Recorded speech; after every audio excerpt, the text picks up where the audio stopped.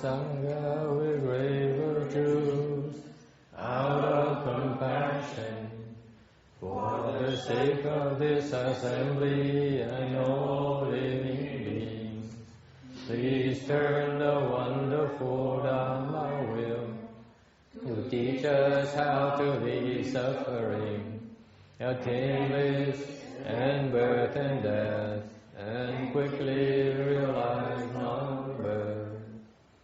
Cung thính đại đức tạng tình, vì đức và không cập nhật thiết chúng sanh, tình chiến diệu và luân nhau đạo ngã môn, như điều sanh tử ly vô đà la, tốt chứng vô sanh. Homage to the blessed, noble, and perfectly enlightened one. Homage to the blessed, noble, and perfectly enlightened one. Namo Sadanto Suchedo Ye Alaho Di Samyo Samputo Siye. Namo Sadanto Suchedo Ye Alaho Di Samyo Samputo Siye. Namo Takatha Toya Dara Arahade Tamye Tamboda Toha. Namo Takatha.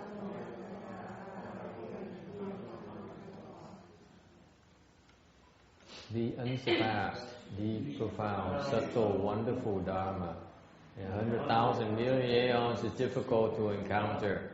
Now that I've come to receive and hold it within my sight and hearing, I vow to fathom and thus come one's true and actual meaning.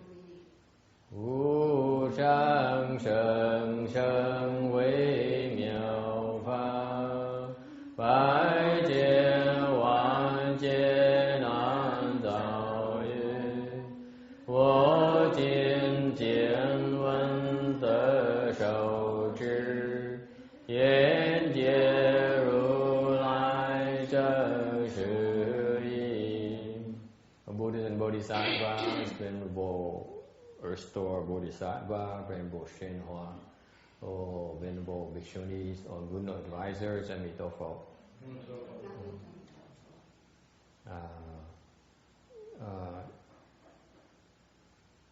Chư Phật Bồ Tát, thưa quý vị, chư Địa Tạng Bồ Tát, Hội Thượng Tiên Hóa, quý vị sư cô, quý vị thiện tri thức Bồ Phật, chư Phật菩萨，地藏菩萨，师父上人，各位比丘尼，各位上智士，阿弥陀佛。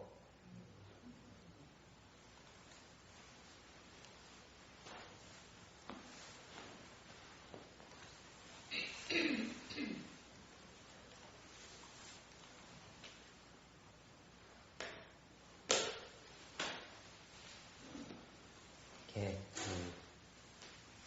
Today is our first day of the Amitabha visitation week, as well as the Amitabha Buddha's birthday celebration as well.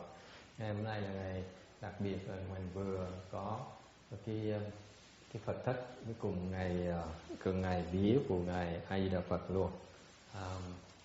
So that's why we, instead of lecturing as we're supposed to, thank you, in the evening, we do have a lecture in the early afternoon.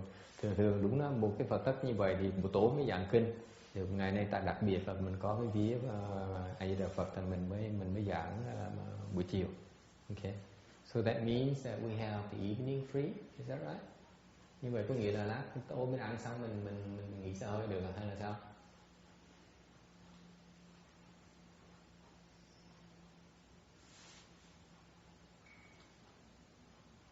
Im lặng dễ sợ, ai cũng ngủ hết rồi. No one awake here. Okay.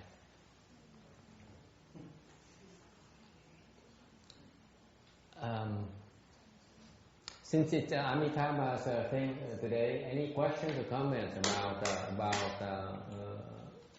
first of all, ngày hôm nay là cái đặc biệt có cái vía với có Phật thất đó, quý vị có ai có thắc mắc, có ý kiến gì không?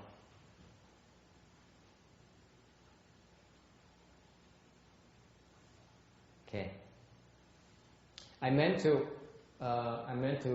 take the time today at lunch to make the announcement. Tại ngày hôm nay tính dựa cơ hội này để có vài cái báo cáo cho quý vị biết. Là lúc buổi trưa đó, tại vì thì giờ nó hơi eo hẹp thành nói không kịp. But the time we ran out of time. That's why we could not do it. We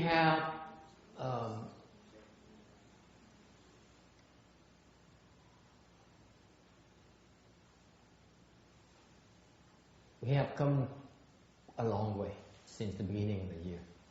Từ đầu năm này là tới bây giờ mình đi một quãng đường rất là xa. What do I mean by that?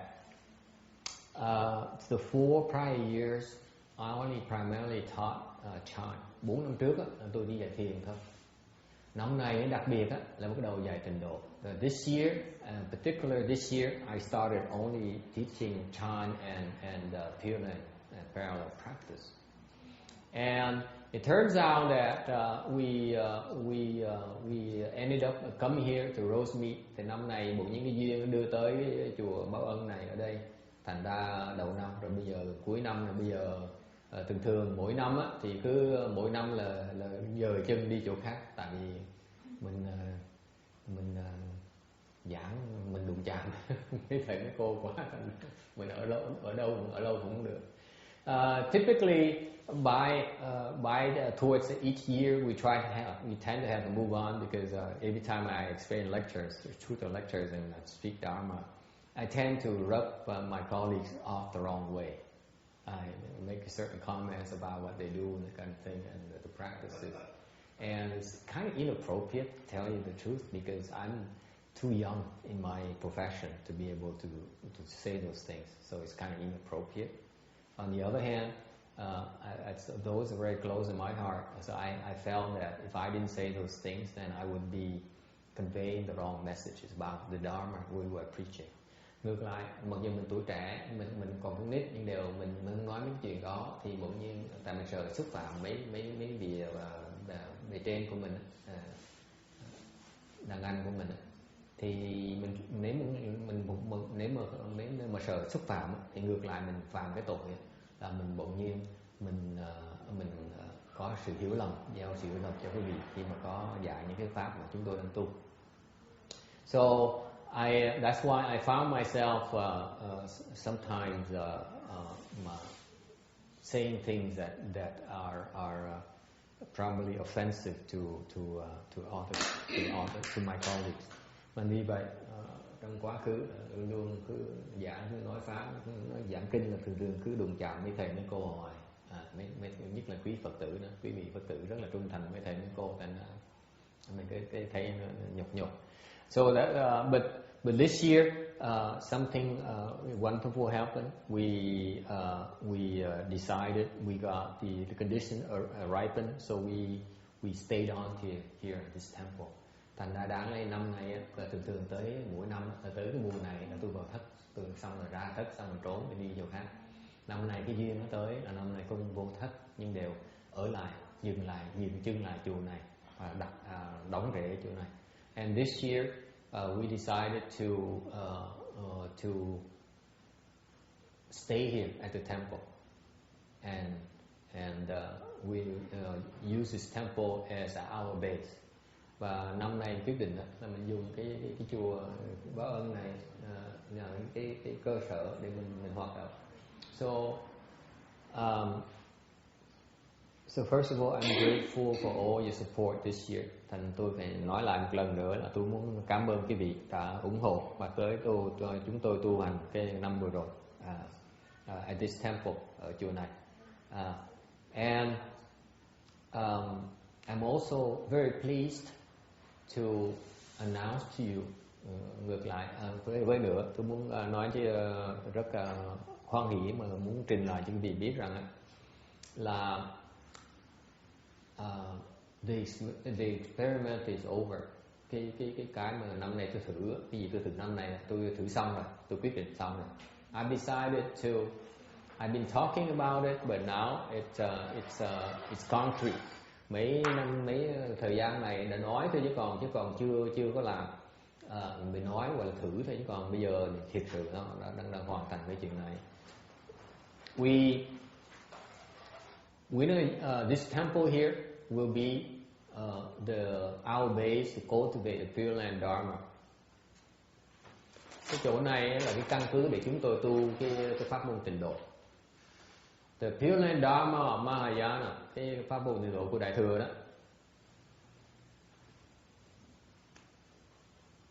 Okay.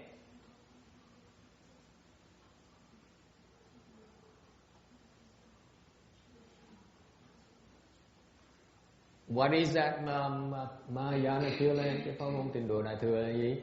Well, nó hơi dài dòng tí. Nếu muốn biết rõ thì chắc là phải mời quý vị tới sang năm 2 tuần nữa, tới Chủ nhật 2 tuần nữa thì sẽ tới bắt đầu giảng kinh A Di Đà. It's kind of a long answer. Basically, in a couple of weeks, we start lecturing on Amitabha Sutra, the small Amitabha Sutra. So we elaborate more. We have plenty of time to elaborate on our understanding of Pure Land Dharma. Thì hy vọng là năm sau mình có nhiều thời giờ hơn, nhiều cơ hội hơn để giảng, để bàn về những cái pháp môn tịnh độ mình tu. Alright. But to put it simply, what makes us different, cái mà mình khác ở cái chỗ trước giờ tu tịnh độ chỗ nào? It's basically the Pure Land Dharma is a dharma that people, the practitioners seek to obtain rebirth to Western Bliss Pure Land. Cái pháp môn tịnh độ là pháp môn mà để cho những người tu có cái cơ hội đều được vãng sanh về Tây phương cực lạc. Okay, so that's what everyone practices. Ai cũng tu như vậy hết. Okay, the way we practice is a slight variation. Cái chúng tôi tu nó khác tí xíu. Okay. The Pure Land Dharma we're practicing is that we practice our Pure Land Dharma so that we can obtain rebirth at the end of this very lifetime. Cái pháp môn tịnh độ chúng tôi tu pháp môn này để hy vọng là cái cuối cuộc đời này nè là vãng sanh.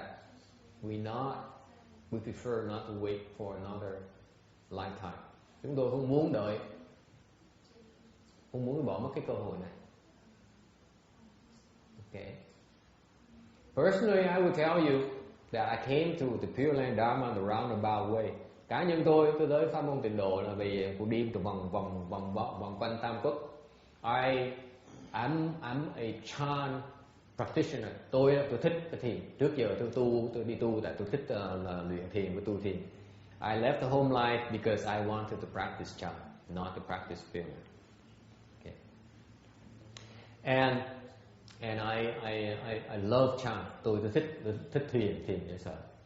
But after a while I realized that Chan does not enable me to do the kind of things I can that the Pure Land Dharma Lord can. Cái sau một thời gian tu tôi mới thấy là cái pháp môn tịnh độ nó có thể giúp được nhiều người hơn là pháp môn thiền. Okay. Thành vậy tôi muốn áp dụng cái cách tu luyện về thiền và đem qua áp dụng và tu về cái tịnh độ. So I decided to apply the Chan techniques I understand, the Chan cultivation techniques, and apply to the Buddha recitation technique and see what happens. Tôi mới quyết định tôi dùng cái phương pháp hiểu luyện thiền là sao, áp dụng vào phương pháp niệm Phật thì nó khác chỗ nào. So after a while I realized I understand, I see some very interesting common grounds. Trong thời gian mới thấy là thì hai pháp môn nó rất tương tự với nhau, không có khác gì nhiều. And that's why I decided to devote the rest of my professional career as a monk on propagating the Pure Land Dharma. Thành ra tôi quyết định cái cuộc đời còn lại của tôi, cuộc đời tu hành còn lại không biết còn bao lâu nữa. Because you never know in my profession, I may have to return to lay life when my blessings run out.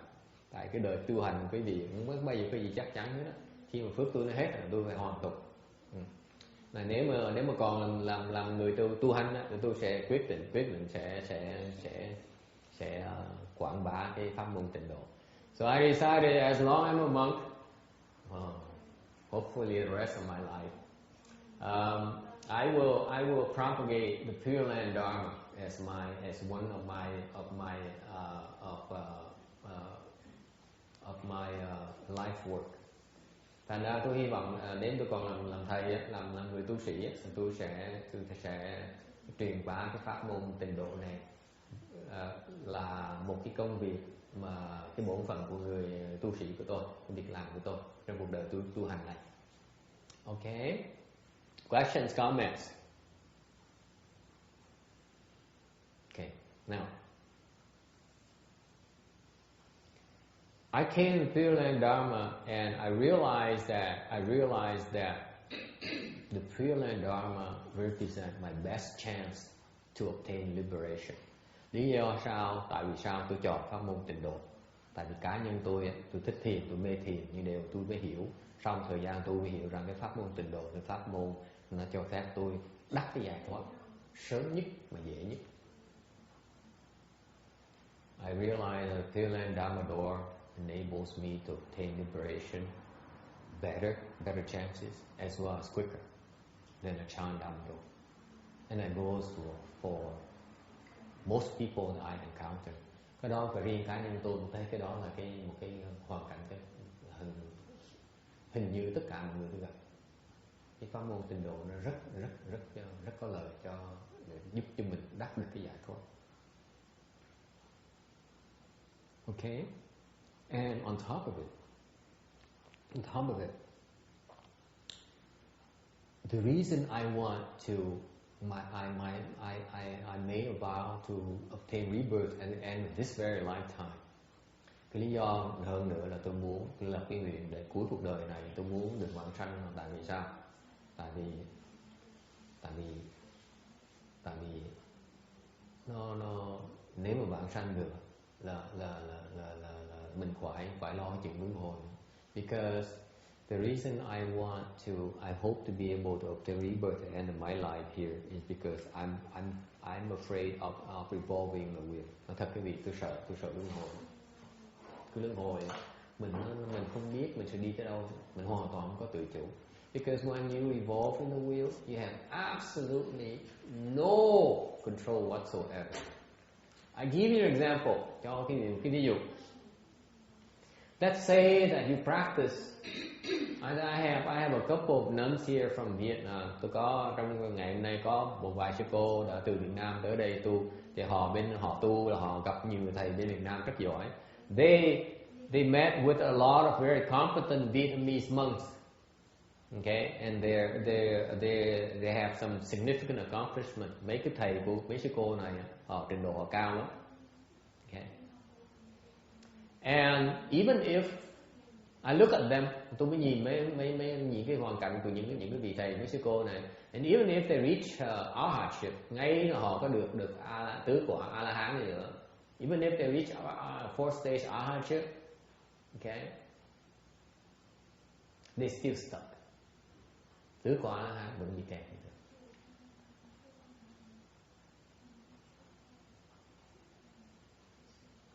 Okay. Mỗi khi mà người A La Hán mà đổi thân một cái là phải lại bắt đầu lại từ đầu. Every time an Arhat changes his or her body, he has to start from square one again. So even the Arhats are in control of their death. Mặc dù người A La Hán, người tứ quả A La Hán có tự chủ được cái chết, but they have no control over their ultimate liberation. Họ có tự chủ được cái chết. Người ta cứ nói như vậy, mấy người A La Hán ta nghĩ họ có tự chủ được cái chết, nhưng điều họ không có được cái tự chủ được cái giác ngộ của họ. Cái pháp người A La Hán tu, người ta tu để được cái tự chủ cái chết. Mấy cái tự chủ đó vì họ thiếu cái tự chủ của cái giác ngộ. So this is where the Arhat Dharma falls short. That is, they have control over their death, they have control over in some cases their birth, but they fail to have any control over their enlightenment. They have zero control over it. Whereas if you were to obtain rebirth in the Pure Land, ngược lại nếu quý vị mà được vãng sanh vào cái tịnh độ một cái, là quý vị có được tự chủ về cái giác ngộ của quý vị. As soon as you get reborn in the Pure Land, you have control over your enlightenment, your final liberation. So this is why, let's say you compare, let's say an Arhat Dharma, Hinayana Dharma versus Pure Land Dharma, the Pure Land Dharma is far superior. Thành nếu mà so sánh pháp môn tịnh độ, nên là pháp môn bên nguyên thủy hay là bên nhị thừa đó, thì pháp môn tịnh độ là mình hay hơn nhiều. Okay, questions, comments? Okay, as you notice, I just criticize the Venerable Bhikshunis teachers. Chắc quý vị không để ý, nếu quý vị thấy là tôi mới chỉ trích mấy cái sư phụ của mấy sư cô này. Bởi cái miệng khổ, tôi là mỗi ngày giảng pháp là cứ nó tạo khổ nghiệp không à. So every time I speak Dharma, I create mouth karma, I guess. It's funny to you, yeah. Okay, so what I'm saying is that, let me elaborate a little bit more for you, nói rõ hơn quý vị cho quý vị thấy đấy. Muốn mà đắc được tứ quả A-la-hán rất là khó. For you, in a lifetime, to attain four stages arhatship is very, very difficult. How do I know? Làm sao tôi biết được? Some of you might wonder, tại sao một nhóc này nó biết được cái tứ quả A-la-hán mà khó như vậy? Because I'm told, tại vì có người nói tôi. Tôi đang tu, when I was practicing, and one day I had a visitor. Hồi đó đang tu ở nhà mình, cái bụng như ngày cái con một người quen tới thăm, người tăng tới thăm, người cao tăng tới thăm. But one day I had a high level sangha come to me and look at me and said, cái ông cao tăng ông nhìn tôi cũng cười khà. Ông nói, này, tứ quả A-la-hán khó lắm em ơi. He said, four stages arhatship is extremely difficult, you know that? And then he disappeared. Yeah. Hồi đó ông nói một câu xong, ông nói là tứ quả A-la-hán khó lắm nghe em. Ông bỏ ông đi thôi. Ông cười khà ông đi thôi. So that's his way of encouraging me in my cultivation. Hồi đó ông nhìn lại thấy ông thương mình, ông tới ông khích nói khó lắm mà bỏ cuộc đi em, bỏ cuộc đi. Mà ông không bao giờ ông xạo thế. So I trusted him and he never lied to me before. So anyway,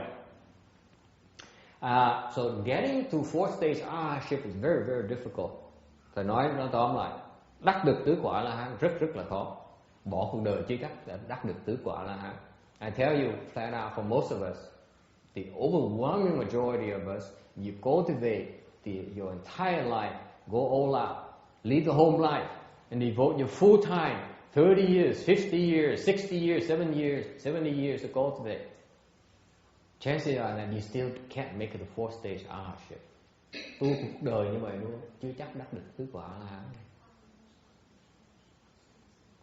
So if you spend the same amount of time in cultivation, nếu quý vị bỏ cái sức đó, dốc sức đó mà tu để đắc được tứ quả A-la-hán, mà ngược lại quý vị dùng cái sức đó mà tu pháp môn tịnh độ, guess what happens? If you, instead of channeling all your efforts and energy in cultivating the Arhat Dharma, so that you hope to attain a fourth stage arhatship this lifetime, you use all that work, all the efforts, and cultivate a Pure Land Dharma, guess what happens to you? You could probably get to a pure level. You will get reborn. I will tell you that. Chances are that you will be in control in your rebirth. Ông trả lời là chắc sẽ được vãng sanh. Tôi nói cho rõ hơn, không phải được vãng sanh. Nếu quý vị tu sức như vậy, tôi nói là có cái cơ hội rất cao là quý vị đắc được cái tự chủ của cái vãng sanh của mình.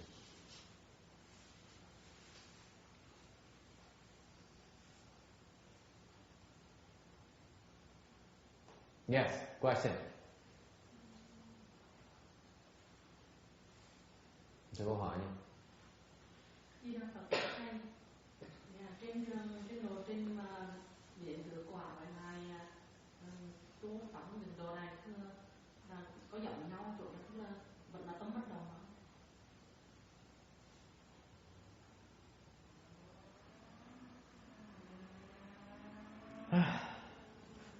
Hỏi không trả lời đó, hỏi khó quá. She asked a too tough of a question. And sometimes I get lazy during the day. There I have my moments of laziness, so I don't feel like explaining too much. The question is the path to obtain rebirth and the path to four-stage arhatship, is it the same? Is that the path of the unmoving mind? Sư cô hỏi là cái con đường đi á, tại sư cô này cô nói vắn tắt thôi để nói cho rõ, tại quý vị nghe cái câu hỏi đang hiểu cái ý cô này, tại cái ô này cái quan điểm cô này khác quan điểm quý vị.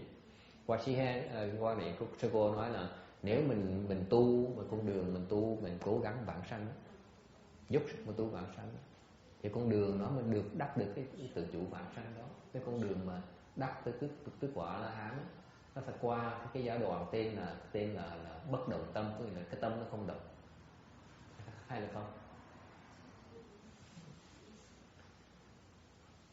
I don't know, tôi không biết, tôi đâu có dạy nha. Nếu mà tôi nói biết thì có nghĩa tôi biết hai đường, tôi đâu có biết đâu, tôi biết con đường. Đường kia tôi đâu thể biết làm chi. I say I don't know. Why is that? Because if I say I know, then I would claim I know how to get the four-stage arhatship. Then I would be admitting that I know how to get there. I don't know how to get there. I just just know how to work on obtaining rebirth. That's of interest to me. I don't care for the other route. I don't care. Okay. So nghe không?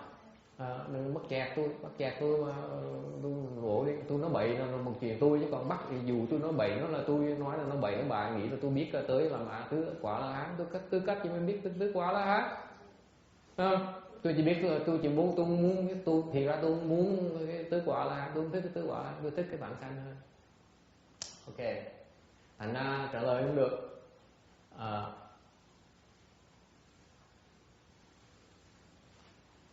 Sư cô có nhiều cái mà cái gọi là cái sở tri chướng nhiều, cái đó không quan trọng, không cần. I'm telling her that she has a lot of in our professional jargon is called the obstruction of what is known, because her teacher taught her a lot about these concepts. Lý do tại vì thầy sư cô cưng, sư cô có dạy sư cô mấy cái này nhiều quá đấy. Thành ra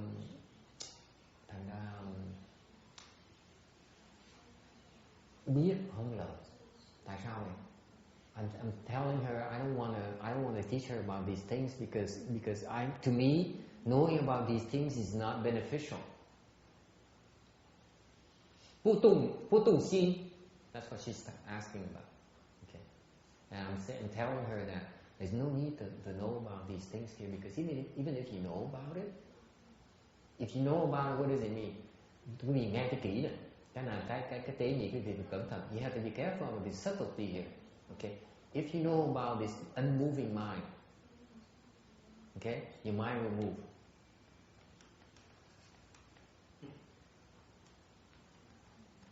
Sư cô, quý vị mà biết về cái bất động tâm này, cái tâm quý vị sẽ động. Does it make sense to you, Janice? So why do you need to know? Because knowing about it, your mind will move. That's why I don't teach about it.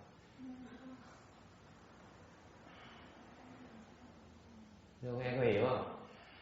Nếu sư cô biết về cái bất động tâm, cái tâm sư cô sẽ động. Thì tôi đâu có dạy để làm tâm sư cô động chứ.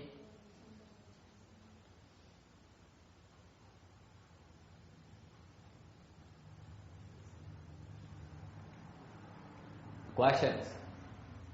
Ai thắc mắc gì không? Yes. I was also told that going to the Pure Land is also very difficult. Yes.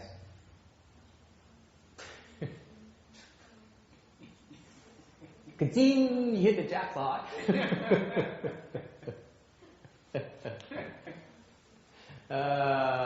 Câu hỏi là trời, một bạn sanh được gọi là dễ vậy thầy. To tell you the truth. To tell you the truth.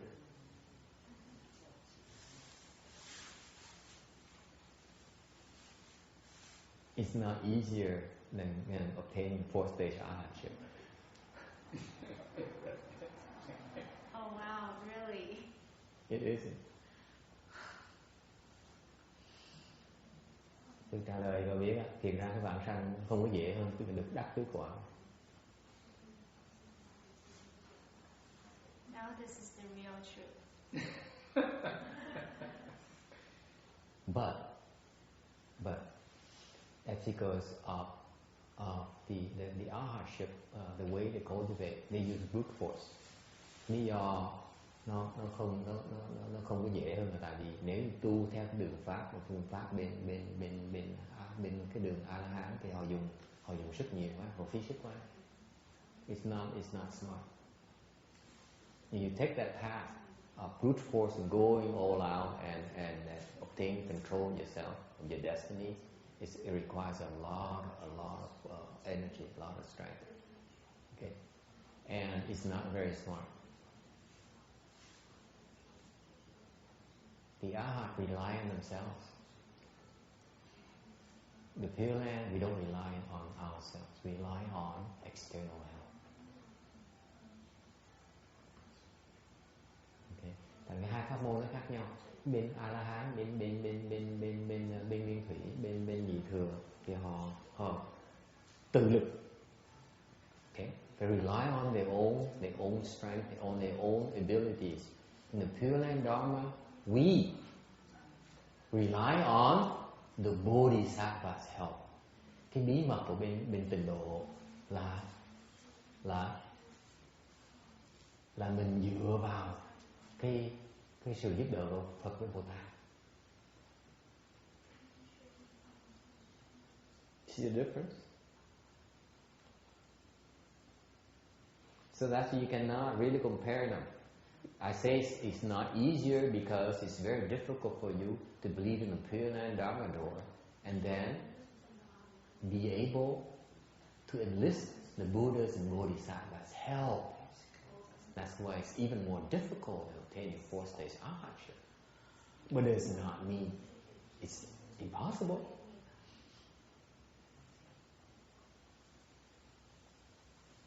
Okay. Tôi giảng cho rõ ra, nếu mà theo cái pháp môn tự lực á, như hàng bên thiền đó là bên A La Hán quả như vậy, thì họ phải dùng tự lực, họ dùng sức để họ tu đấy. Họ tu như vậy là khó khăn dễ sợ. Ngược lại bên Tịnh độ của mình á, thì mình tu á, mình bản sanh mình dựa vào cái thần lực của Phật với Bồ Tát. Thành không có nghĩa là mình dễ hơn nha. Mình khó hơn bên A La Hán là tại vì mình khó mà gặp được cái pháp môn Tịnh độ đó. Okay. Khó hơn nữa là gặp được Phật Bồ Tát để nó giúp.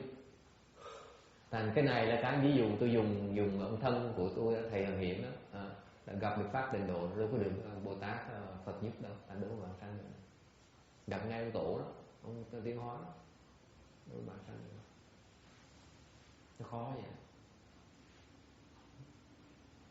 So I use the example. So I say, if you in the Pure Land Dharma door, first of all, it's very difficult for you to encounter the Pure Land Dharma door. Even if you encounter Pure Land Dharma door, you need the next step. You also need to be able to enlist the Buddhas and Bodhisattvas' help to obtain rebirth. That's as an expedient. Okay, it's not that easy.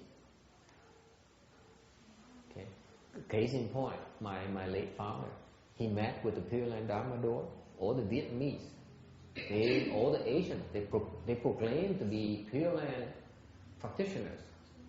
He's a professional left home Pure Land practitioner, he claims. Okay, and he studied under a patriarch. Ông Hằng Hiển là vừa gọi là tu tịnh độ, mà còn được là đệ tử xuất gia chân truyền của ngài Tuyên Hóa nữa, một cái vị tổ sư Tịnh Độ Tông nữa. Ông Tuyên Hóa cũng Tịnh Độ Tông nữa. Ông nói thì ông cũng là Tịnh Độ Tông nữa. Okay, so he is a disciple of Master Sri Hoa, who's also not having to claim to name himself. He's actually a Pure Land patriarch as well. Okay, and yet my father didn't get reborn to the Western Bliss Pure Land. Wait, you see, so that's why it's not that easy. Okay.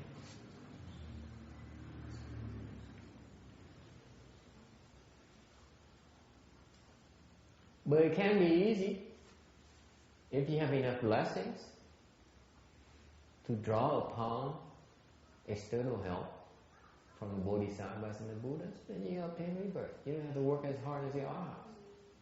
But you have your blessings, are tremendous blessings for that to happen. Does it answer your question? The difficulty is in the self-help of the Arhat or the Chan school. Okay? If you choose to dwell in self-help, whereas you go to Pure Land where you dwell, you cultivate more on the external help, the blessings you get the external help, mind you. You understand the difference in the methodologies. Nói chỉ bị rõ ràng, không hiểu rõ cái này, không bị tu, hiểu rõ cái phương pháp rõ ràng cái này nè. Bên Nguyên Thủy, bên Nhị Thừa, bên Thiền Tông là họ tu vào từ lực. Có nghĩa là họ dùng sức của họ, tu họ để họ được cái giải thoát. Hiểu chưa? Họ dùng hết sức của họ, và cái phước họ là dồn vào cái phía là từ lực để mà giải thoát. Let me restate it in English for you so that Amy, you can translate her clearly. Okay. The most important thing you need to understand about the two vehicles and the Arhat and the Chan school is that they depend on their own self-help power. Okay, they devote all their blessings, all their efforts in obtaining their own liberation through your own strength. Tại bên kia là họ tự lường cái sức của họ, tự dựa vào cái sức của họ để họ tu hành, để họ đắc được cái giải thoát của họ. Nghe rõ chưa? Ngược lại bên Tịnh độ của mình á, mình có hai đường luôn. Whereas in the Pure Land we have two paths. If you have prior cultivation like an Arhat, have that kind of blessing to cultivate like an Arhat, then you can obtain self-help. You can rely on your self-help to ensure your own rebirth at the end of at this lifetime. Okay. Ngược lại, cái bên Tịnh độ có đi đường hai đường. Chẳng hạn như cái vị tu Tịnh độ mà cái vị có đủ phước, có đủ sức tu như bên để đắc quả A Than như kia, dùng cái sức đó tu bên Tịnh độ thì mình sẽ đắc được cái sự chủ về cái bản thân của mình. Okay. And parallelly, if you do not have the blessings or the ability to cultivate the vigor and the ability and samadhi power to cultivate like an Arhat, then you can choose to cultivate the blessings. Bên cái Tịnh độ mình có cái con đường thứ gì?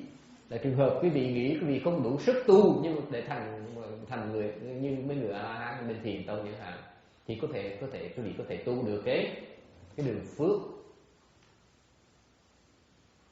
So in Pure Land, the second route is that since if you suspect you do not have the ability or the blessings to cultivate like the arhats or the chant school, then you can diversify yourself and investigate in cultivating the blessings for rebirth.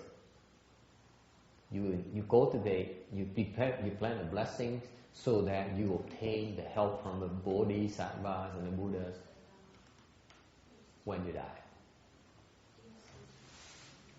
How do we plan for those blessings, and what kind of blessings? So what kind are you, first of all? Are you an arhat route or are you the wimpy route?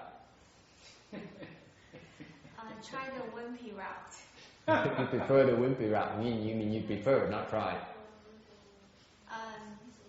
Let's start with the wimpy route. I know definitely not for the arhat at this point. Câu hỏi vậy chứ vậy con đường mà trồng phước để giúp được bản thân làm sao trồng phước đó? Tôi hỏi ngược lại, vậy là cô nghĩ là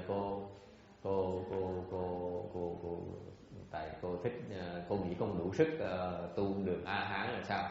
Cô nói tôi muốn thử đường kia trước. Tôi nói muốn thích cái con đường hèn hay là thích con đường anh hùng của A La Hán? Cô nói mình thử đường hèn trước. Khoan hỏi đó bác hỏi gì? Hỏi. Con thầy hỏi một câu, giống như thầy nói sư ông Tuyên Hóa với thầy Hằng Nguyễn cũng chưa được giảng sanh, hai vị này tu giúp được cao siêu mà cũng chưa được giảng sanh, giống như tụi con làm sao mà được giảng sanh thầy? Thì bác muốn rồi bác sanh gì nữa, bác thôi đi về nhà cho rồi chứ bác sanh gì nữa.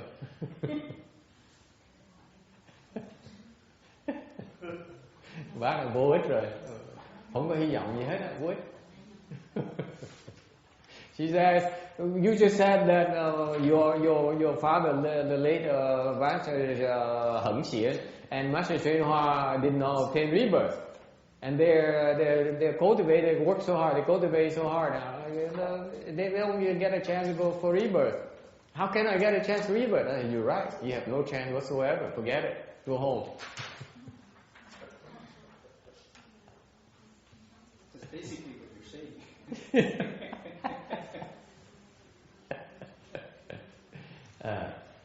Hai nó khác nhau.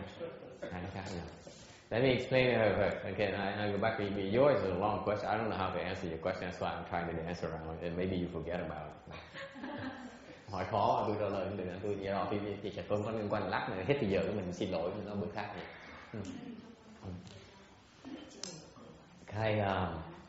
Bác phải nghe cho kỹ. Tại vì tôi nói tiếng Việt nó còn lòng cộng, thành bác nghe không rõ. Tôi nói ông Tuyên Hóa là tôi không nói là ông không được vãng sanh, tôi chỉ nói ông Hằng Hiển không được vãng sanh thôi. Nghe rõ không? Đúng không? Chắc sao tôi dám đụng Tuyên Hóa được? Tuyên Hóa là thầy tôi dám đụng không? Tôi đụng người khác đôi, đụng thầy tôi vừa thôi. Tôi có dạy vậy. Tôi đụng thầy tôi đoạn ngay lập tức. So I said you have to be careful. Maybe it's my Vietnamese or whatever, but I did not say that Master Xuan Hoa could not obtain rebirth. I only said that Master Heng Xian, my late father, did not obtain rebirth. That's all I said. I wouldn't dare touch my old teacher because he's my teacher. If I touch him or badmouth or slander him, I fall. I would never do that. Okay. Chuyện thứ nhất, chuyện gì á? Bác biết không? Làm sao bác từ cái quyết định là thầy Hiển thầy tu rất cao được? Nói không có bằng cớ, đúng không? Sao bác biết? Ai nói bác ở tu rất cao?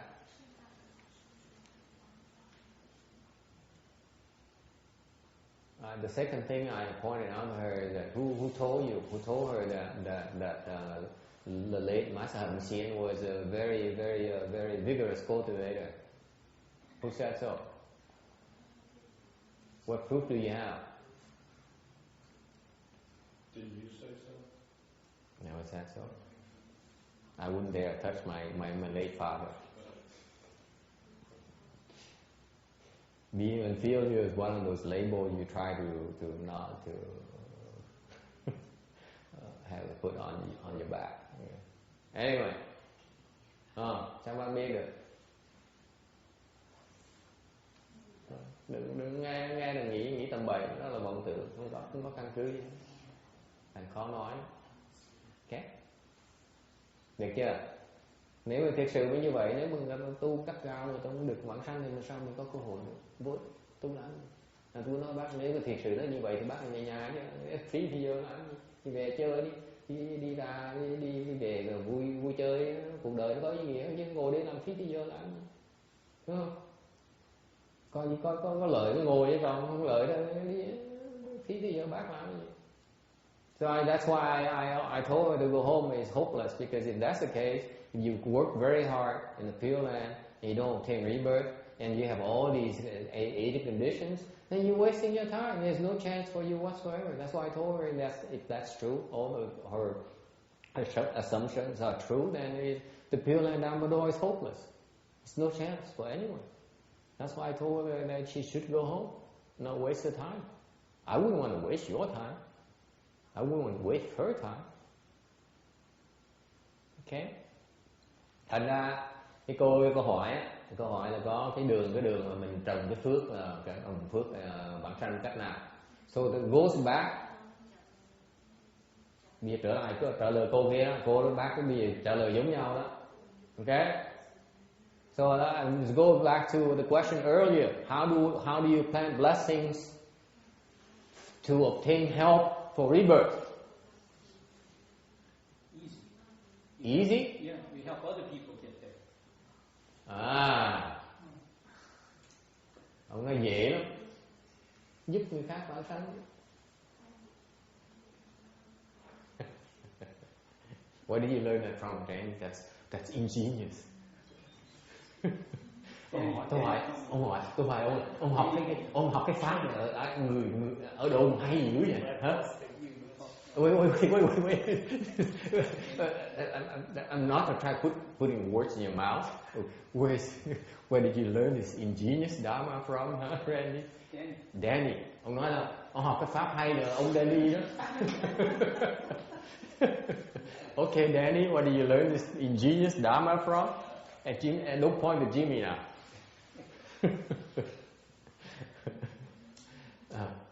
Does it make sense to you? You said it yourself. Does it make sense to you? No, it doesn't make sense. Does it make sense? Of course not. Nghe có đúng, nghe có hiểu không? Clear không? What is blessings?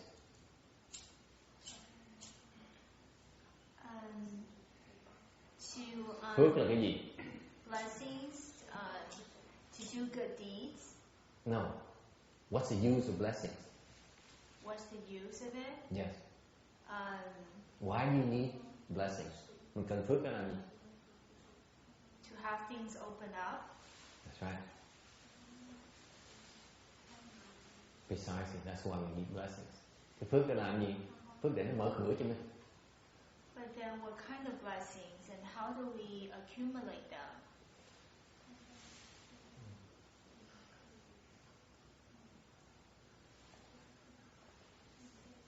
Remember, ultimately is that the Pure Land Dharma door is such that if you have blessings to be helped when you need it to obtain rebirth, isn't that correct? That's the nature of that Dharma door. Isn't that right? You want to create blessings so that you obtain help when you have a chance for rebirth. Correct? Okay.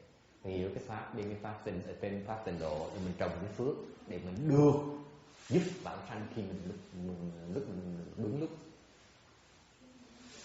Is it clear? These are subtleties about Pure Land Dharma door you need to understand. Okay, this is why I find myself explaining all these things when I know a lot of people like in the audience have been Pure Land practitioners for 20 years, 30 years, and they still don't understand these subtleties. Tôi biết có những người tu pháp môn tịnh độ đã 10 năm, 20 năm, 30 năm rồi vẫn chưa hiểu mấy cái tế nhị của pháp môn tịnh độ. Okay.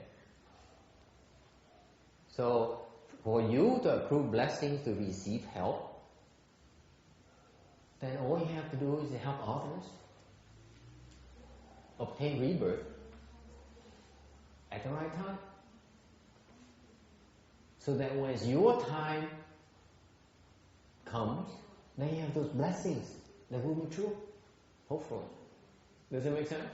So are you actually saying that, you know how when people passed away, they're like group of people, they gather around the bed? Yeah.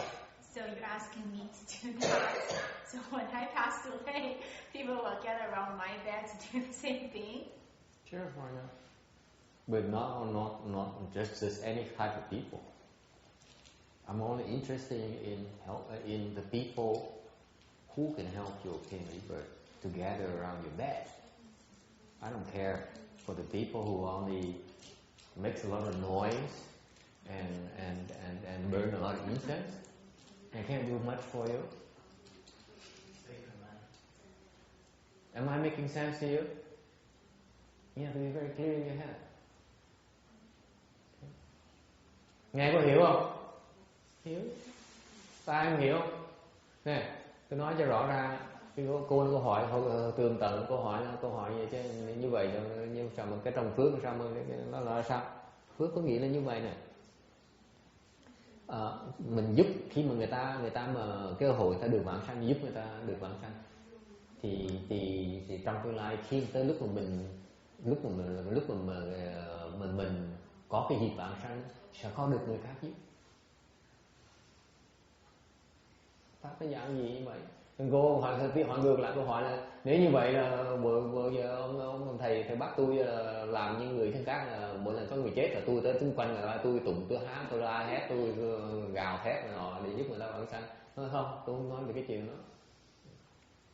Tôi nói là lúc mà cô mà chết á thì tôi hy vọng là cô đủ phước để những người mà tới giúp cô đó, người có đủ sức để mà giúp cô vãng sanh được.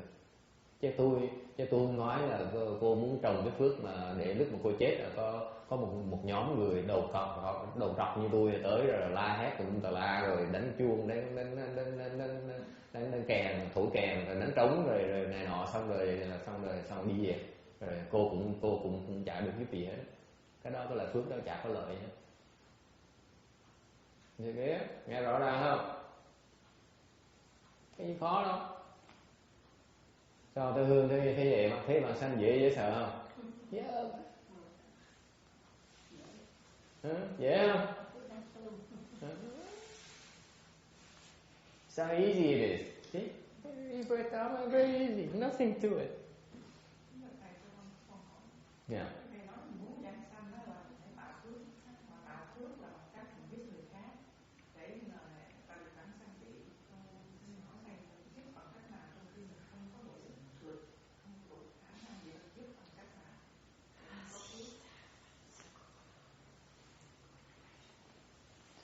So you say that you're teaching that the way to grant blessing is to help others obtain rebirth. But what if you don't have the ability to do that? You don't have enough blessing to do that. Thì mình tu pháp A-la-hán. And then you cultivate the Arhat Dharma. Easy.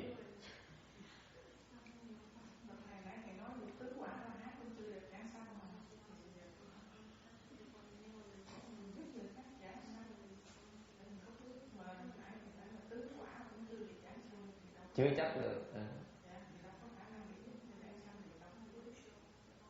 Thì tại mình không đủ phước tu vãng sanh thì mình tu A-la-hán, tôi đâu có nói là phải A-la-hán. Thì nếu sư cô nói mà cô không đủ sức đủ phước để mà tu bên vãng sanh thì tôi nói có pháp môn khác là pháp môn A-la-hán, tu sao nữa.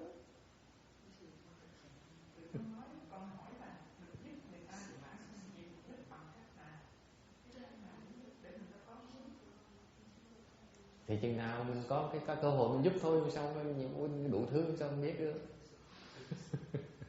Khi nào mình cái pháp là khi nào có cơ hội người ta có cơ hội mà có thể vãng sanh được, mình giúp được mình giúp thôi, mình giúp được thì mình giúp được thôi. Sao nếu mình có sức thì sao giúp được. So she pursued me. She said, these nuns, I mean, they don't give up easily. Come. She has another, the other short one has a question. I said no. One question. Một câu hỏi thôi. Hỏi khó quá, tôi trả lời mệt tôi, hết hơi thôi. I said, for these nuns, one question per session. That's it, because the question is too hard. So I said to the other one said, the tall one said, what if I don't have enough blessings to help others obtain rebirth? I said, you don't help. I mean, no offense, but that's also not what I was told before.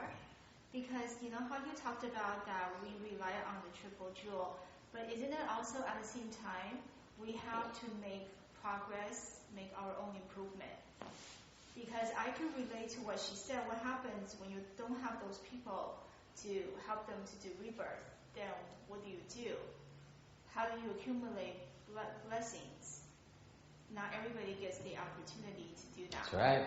Not everybody. That's true. So we still have to rely on ourselves. So where does it come from? That's a very good question, by the way.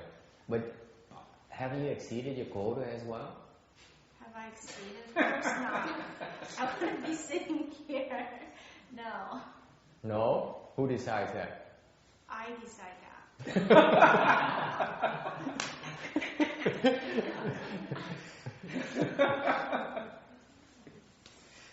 Nghẹn họng, cứng họng luôn. You guys are too much. It's a good thing I'm a wimp. Otherwise, I would have stood up and left a long time ago. Nếu tôi mà cứng rắn, tôi mà gọi là có tự chủ, tôi gọi là có cái phong cách là tôi đứng yên, tôi bỏ đi rồi. Tại tôi hèn, tôi không dám bỏ đi, mình ngồi chịu trận sao bây giờ? I don't know how to answer. Someone help me. That's too hard. Help them find the person who has the ability to help. No, her question is very good. His question is very good though, because you guys don't. She points out another subtle thing that you guys don't realize. I've been watching this, and I don't. You know, it's not much. Unless you understand, there's not much you can do. Even Randy doesn't get it. You do? Explain that to me. You mean her question about how to get this blessing? Yeah. How? There's a subtlety here that she points out that you guys don't catch. None of these guys get it. There's a lot of opportunities. It's a catch-22. Her question is a catch-22. There's a lot of opportunities to create blessings. We just, because our mindset is like we don't want to do that kind of job or do that, and to us it doesn't make sense. It's worldly people, so we pass up, we lose it. It's like it's always there, the opportunity is there, but we don't see it that way, you know.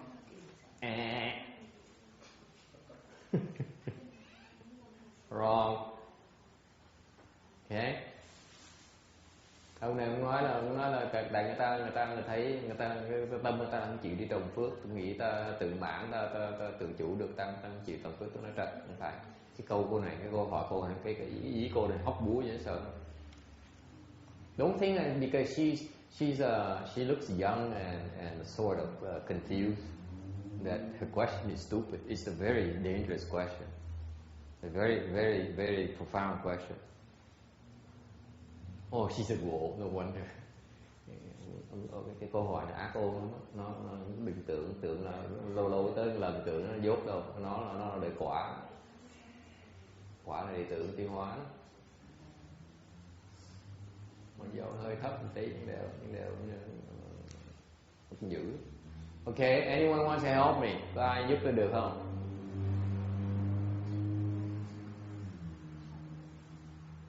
confused now on what's going on. I'll try it. Of course. Okay. Here's what she's saying. Let me see if I understand your question. Okay. Repeat the question for me, just to make sure I understand it.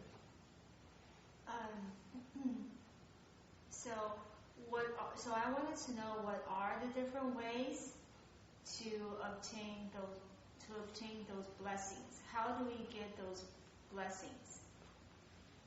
You must have to hear about them first.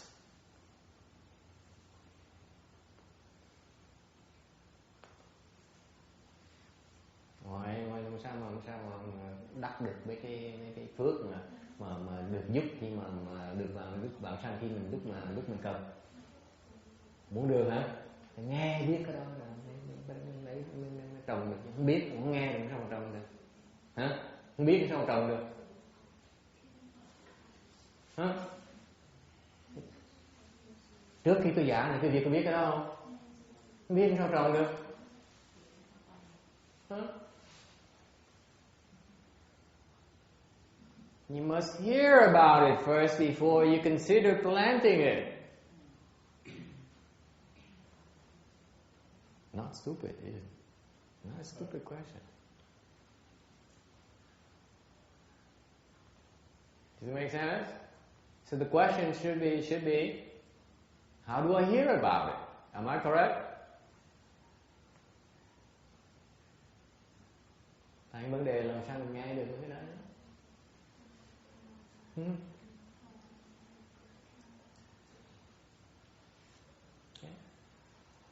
All right. Good question. Not bad for a novice. Yes. But no more. Okay. I decide that now. From now on, I decide that. Before I didn't know. I let you decide. Now that I know, I decide. Hồi nói tôi hỏi hóc búa nhiều quá, hỏi nhiều quá sao tôi ra lời nổi. Tôi nói này tôi nói là một người một hỏi tôi hóc búa hỏi một ngày hoặc một lần thôi, hỏi một câu thôi. Mà hỏi khó quá là tôi không được hỏi câu thứ nhì. Cô nói không có, cái đó là tôi quyết định là có quyền hỏi câu thứ nhì. Cô nói ok, thằng trước tôi chưa biết cô, bây giờ tôi biết cô hỏi cái gì, câu thứ nhì khó hơn nữa, nên bây giờ tôi quyết định là cô không được hỏi câu thứ ba. Xong chuyện. See, that's how I solve my problems. Very easy. So does that mean I get a It's no more questions. That's what it means. Only easy ones. No more hard ones. If you give me a hard one, I throw it back. I just say no more. Yes, question. Okay, no, just wait a little bit. Let me cool down a little bit because I'm still overheating from my all the strain you put me through. Okay, let me cool down a little bit. Hỏi tiếp dồn dốc nói để cho nghỉ tí, tay nó nóng, máy tay nó nóng để tay nguội xuống đi, tay nó chịu nổi. Cái xe hơi tay ngừng lại nó không như con thầy nữa. Even cars need to stop and slow down. I have no radiator. You see radiator here? Huh? Okay. Yes, Janice. This is relevant to all these questions. Oops. But Okay.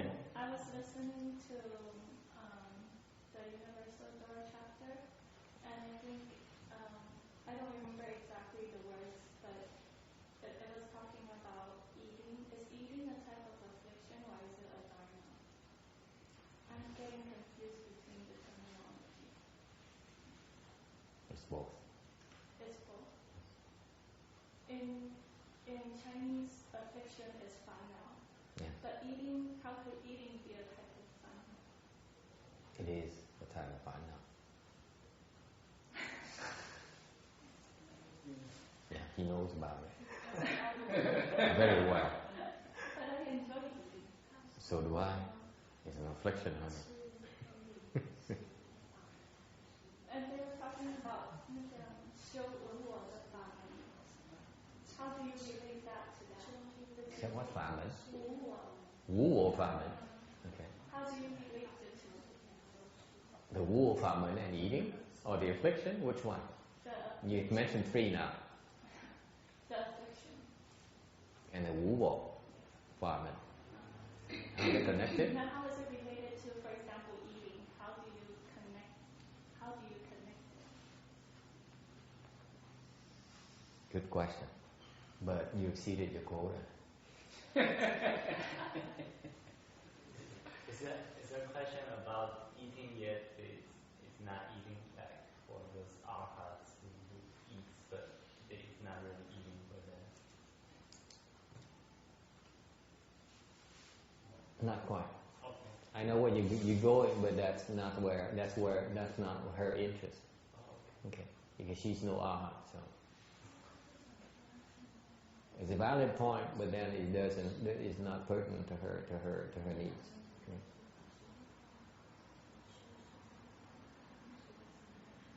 Okay, anyone else? Any other questions? Okay, can I move on?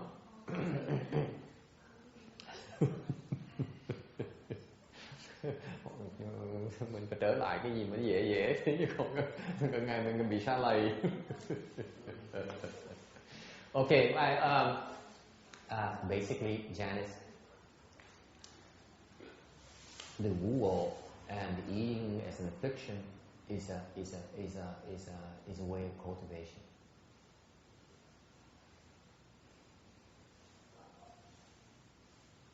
And someday you will understand. How do you understand it? Because now you realize that eating is an affliction. You look at the affliction until you see there's no self in there. Then you will overcome your affliction.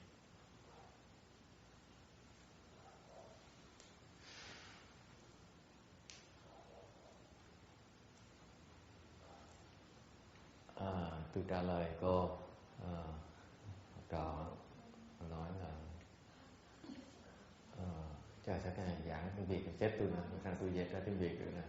I don't know how to translate this. Maybe Kim will have to translate it for me. She did a good job today.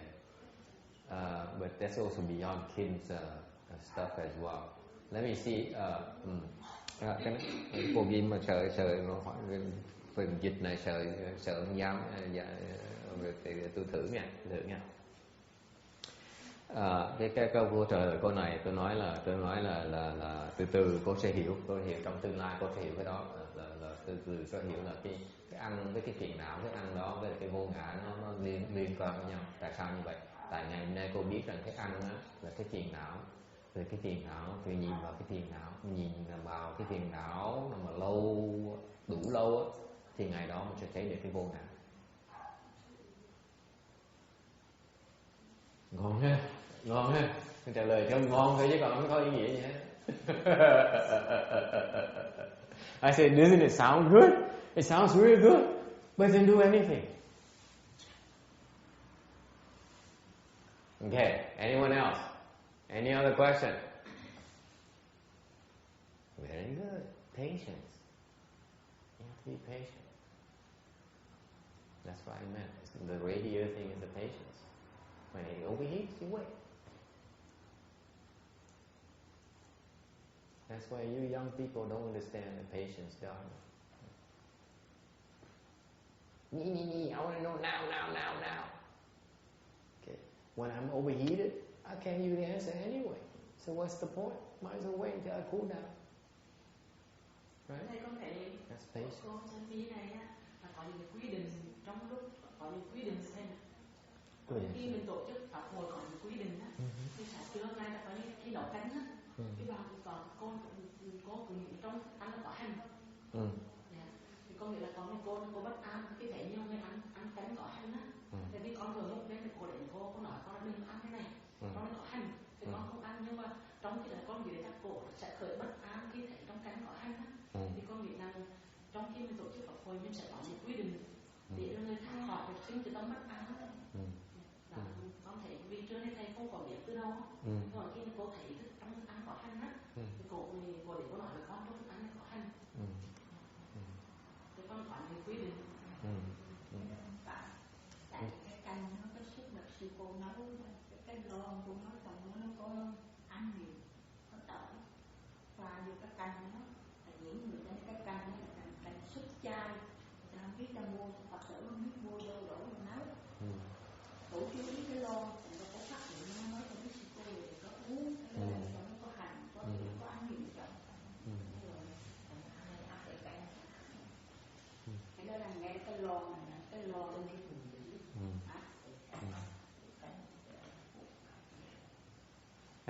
we're getting so far away where I was planning going. Okay, anyway, so I say, okay, I was saying about making an announcement. I got sidetracked. Your question got sidetracked me big time. Ngày nay hỏi như mấy cái học búa này lúc cái cái đầu nó tối cái mắt nó nổ đông đó. Mình tính nói cho biết. So the objective of our Pure Land Dharma is to try to obtain, to cultivate so that we get reborn at the end of our lifetime. Cái mục tiêu, mục đích của chúng tôi khi mà tu tịnh độ chùa này là muốn hy vọng rằng dốc hết sức để mình được vãng sanh sau cuộc đời này. Cái đó là cái mục đích chính của tu hành chúng tôi. So the primary goal for our cultivation, our Pure Land Dharma door is to try to obtain rebirth at this very end of our life. Very high priority. Okay.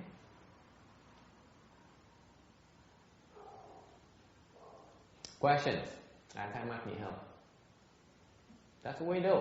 Chúng tôi phải như cô hiểu như vậy, cô đồng ý mà không? Thằng sư cô có mấy cái mộng vẫn mộng ra xây chùa rồi xây một đống chùa xong một 10 vạn đệ tử kiểu như vậy nữa. So I'm asking them because I'm asking these. Oh, by the way, it's official now. The tall, the short ones are officially in our residence here, the temple. They decided to cultivate here, the Pure Land Dharma door here. Để chính thức báo cáo với quý vị biết là hai sư cô đã hoan hỷ, đã chấp nhận ở lại đây tu pháp môn tịnh độ chung với chúng tôi. Đang cái chuyện điều rất là vui. Tôi rất vui mừng. Okay. Tại vì hai cái cô trong công cao cô, một cao một cô thấp vậy, chứ mấy cô này là cái quen cái thói là khuấy nước, chặt trời khuấy nước chứ không phải ngồi im chỗ được đâu. I'm saying it's a very unusual thing because these two nuns they are not the kind who they are the restless kind. They want to have their own temples and they have their own followers and stuff like that. So for them to abandon everything and cultivate is very unusual. Okay.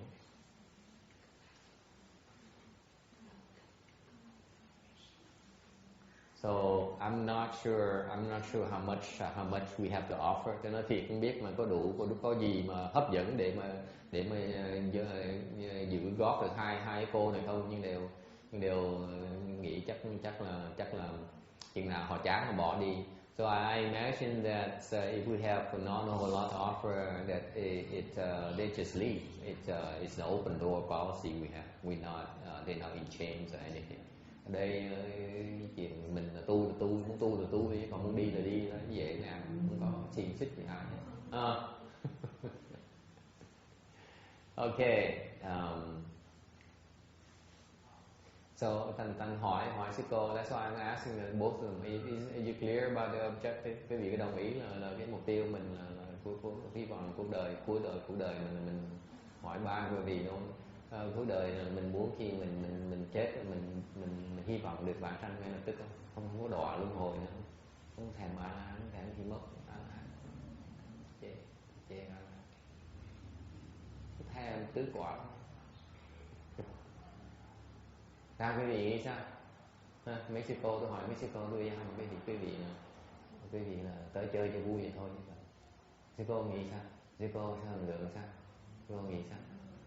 Muốn vào sanh hay là muốn đi lên tiên chơi? Thầy, nãy giờ thầy vẫn chưa trả lời câu hỏi của cô sư cô lên từ con là còn thắc mắc. Hỏi gì?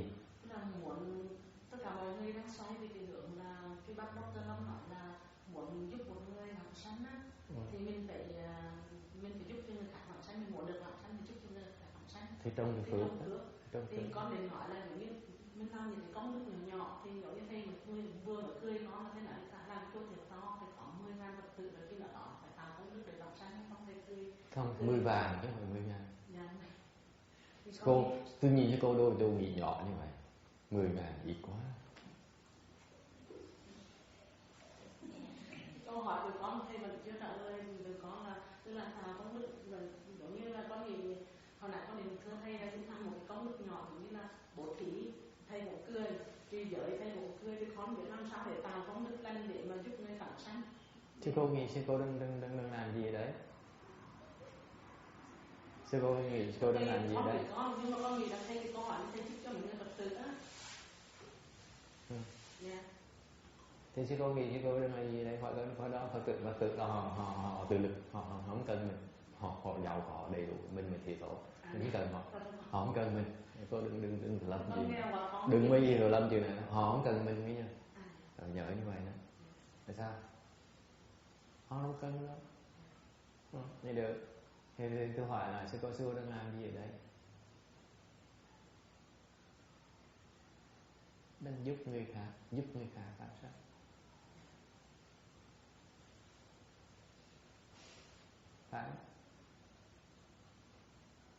Phản đi. Cho nên hiểu chưa?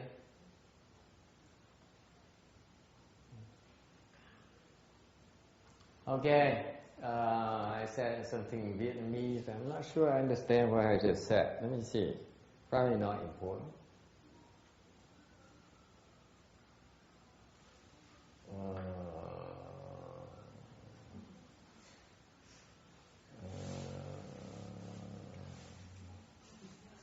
Ask them, is it important?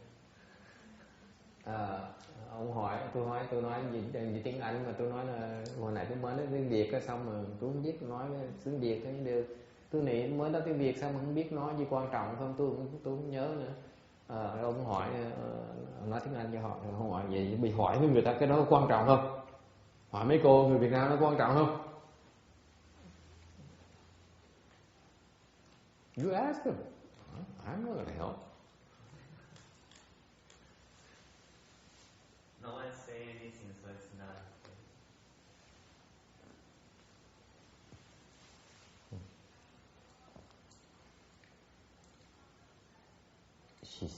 She asked about.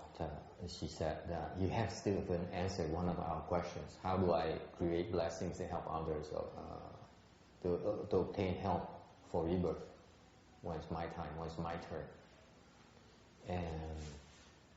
And I said, and she said, I said, why you know? I'm asking so that the other people here can, the disciples, they need help and they can use, and then they need help. I said, no, you're wrong. Okay. You folks don't need our help. Okay, you got everything you need. Okay, you're in control of your destiny. We're the one who need help. So she got it all wrong.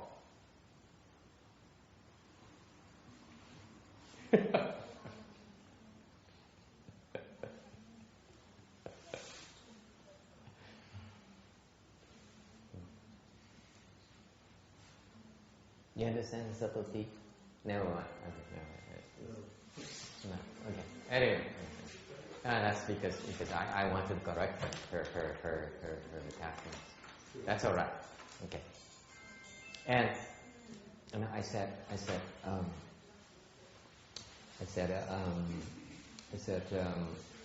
so you never mind about them because you folks are perfectly capable of taking care of yourselves. Okay. We should mind our business and look at what we need to do ourselves. So I'm going to answer her question about what it pertains to you as a left-home person. So I asked her, what do you think you're doing here? As how to create blessings to help others obtain rebirth. So I said, what are you doing here? What do you think you're doing?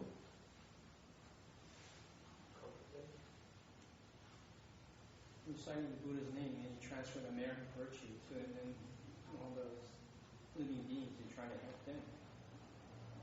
Let me clarify for you. I clarified for them. I said, you're help others obtain rebirth.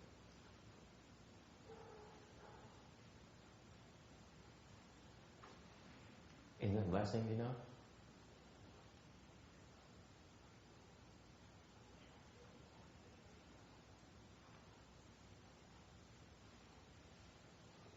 Okay, moving on, something lighter, because I'm overheating again. There's so much I can handle, I can take. Okay, you guys overheat too much, I don't like it. Cái gì cái nóng máy mà tôi thích cái chuyện này. Vì làm gì cảm thấy vui. Okay, any other questions? Nếu quý vị nóng tôi mới nóng, quý vị không nóng sao tôi nóng được?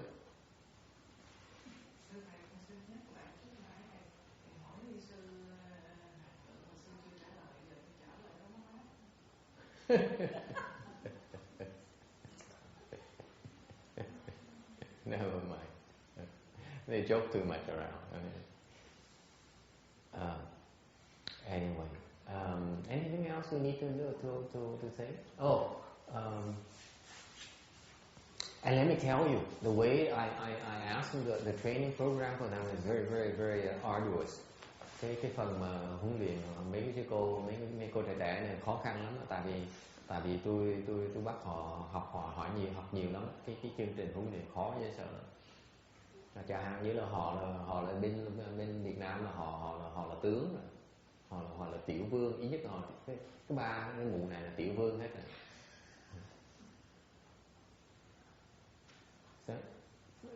Thành ra cái chương trình mà tôi bắt họ làm là họ chặt mấy cái đó hết, nhảy qua bên kia có là học tiếng Anh, học tiếng Tàu, nhưng cho chơi Việt Nam, học kinh điển, học tiếng Anh, tiếng Tàu, có nghĩa là bắt đầu học tiếng, học chữ, rồi học pháp. Tôi nói vậy là hy vọng họ xoay lưng bỏ tôi đi, như tháng xoay lưng Phật bỏ đi. Mà ngờ đâu ngồi trời hai chục đá gì ghét.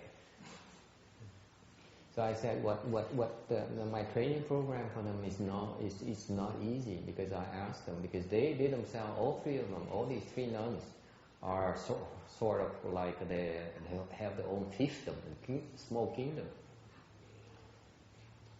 and they're used to that. They're used to getting their ways, and I'm asking them the two nuns to learn the Dharma in English and in Chinese.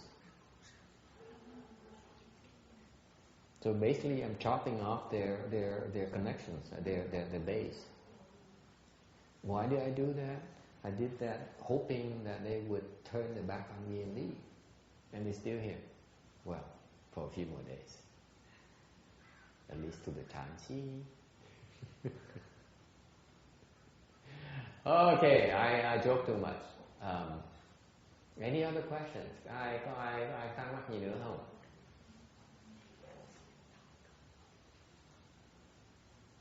No? Moving on?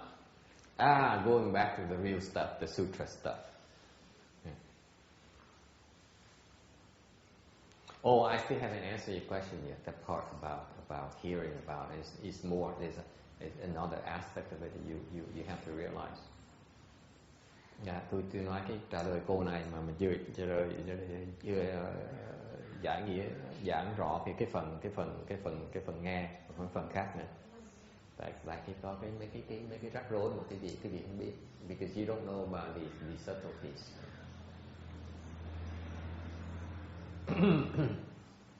For you to hear about these dharmas means you have to hang around the right places.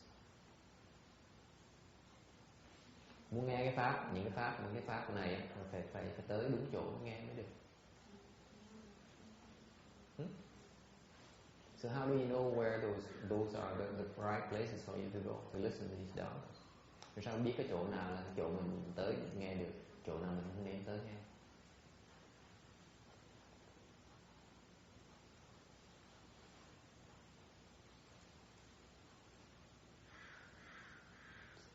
So how do you know where you should go and where you shouldn't go?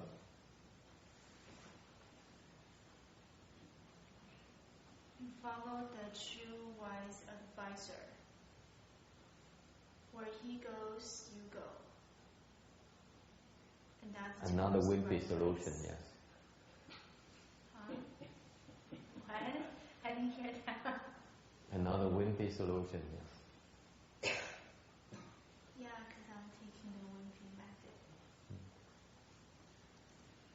No, well, what I'm getting at is that you're right. What I'm trying to get at and didn't do a good job leading you there is I'm trying to explain to you that you need to be careful the kinds of seeds of blessings that you plant. Cái mà tôi muốn dẫn họ tới là tôi nói họ là phải cẩn thận về cái chuyện mà mình trồng cái loại phước gì. For example, I give you a really stupid example, and I'm going to offend a lot of group. Tôi sắp chọt thọt một cái phía khác. Okay, cho ví dụ. For example, if you go and plant blessing, let's say with Chinh Hải, chẳng hạn như cái vị tới trồng phước với tuổi Thanh Hải chẳng hạn. Okay. Thì chừng nào cái phước đó nó chín để quý vị có thể nghe được mấy cái phước chánh pháp. I gave an example, a ridiculous example, hoping I won't offend too many of you.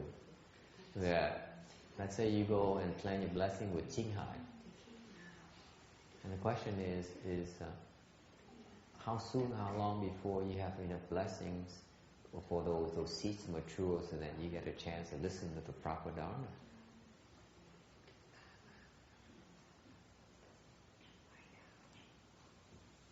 Because the Pure Land Dharma is buried under the proper Dharma somewhere.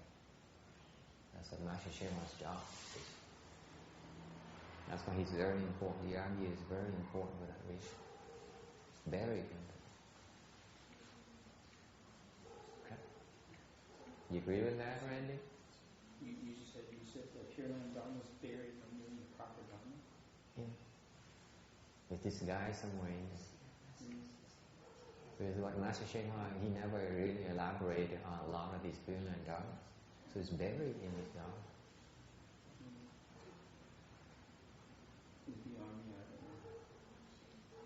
I'm talking to you because that's how you got here, to listen to this Pure Land Dharma, because you went through his path. You have to plant blessings with him first before you can get to here. Does it make sense to you? Yeah, I kind of believe that, yeah. It's very important. That's a subtlety you guys don't realize. Yeah. It's kind of like a weird... That's the ridiculous example. I said, let's say you invest in the Chinh Hai side. How long do you think before you get a chance to uncover some real gems in there? That's the analogy. Got that?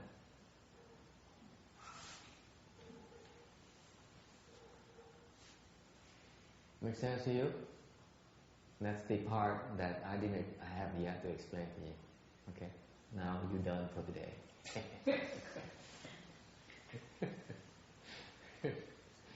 For hard questions only. Tôi nói cái phần tôi nói hồi nãy tôi giảng là hơi thiếu cái sự khéo léo, thiếu cái sự sáng suốt á. Tôi nói cái phần thứ nhì của tôi giảng với cô kia, câu hỏi của cô là tôi nói là mình phải, quý vị phải cẩn thận là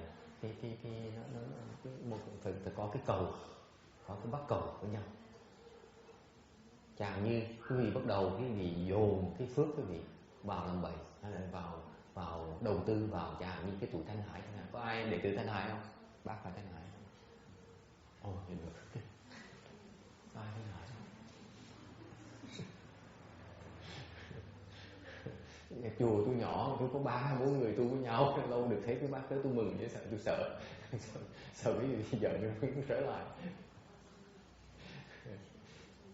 Quý vị chẳng hạn như tới trồng bên đầu tư bên Thanh Hải chẳng hạn, thì mấy cái phước quý vị trồng bên phía bên bà Thanh Hải đó, quý vị bao lâu nó mới chín để quý vị lường nó được, nó chín thành một cái phước để quý vị khám phá được cái phước phát đại thương.